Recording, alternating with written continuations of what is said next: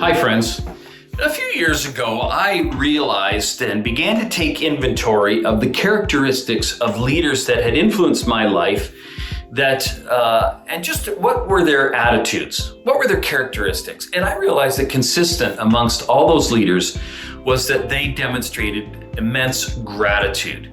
And it struck me that I needed to be more grateful, both inwardly and outwardly. Voltaire wrote that appreciation is a wonderful thing, for it takes that which is excellent in others and makes it yours. And so first, inwardly, gratitude. Gratitude is important inwardly because it reminds us in the tough times that we have been the recipients of blessing and goodness, and that in fact we will be those recipients again.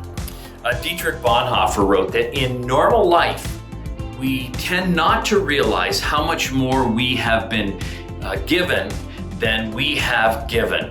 And life cannot be rich without such gratitude. Then we think of gratitude outwardly. And what does that look like? Well, I think gratitude is the counterbalance to one of the most destructive and insidious attitudes in our world today. And that attitude is anger. See, gratitude is a salve for the soul. It helps cure this curse of entitlement. It'll help lengthen your fuse in times when you tend to be angry.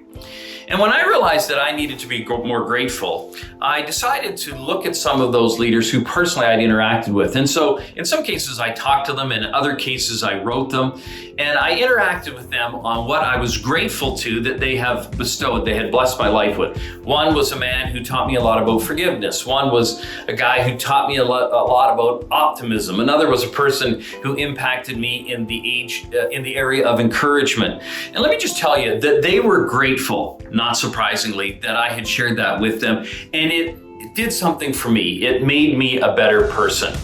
So many of us have probably read Winnie the Pooh when we were kids, maybe as adults. I love one of the things that A.A. Milne writes about Piglet. You know Piglet, Pooh's little buddy?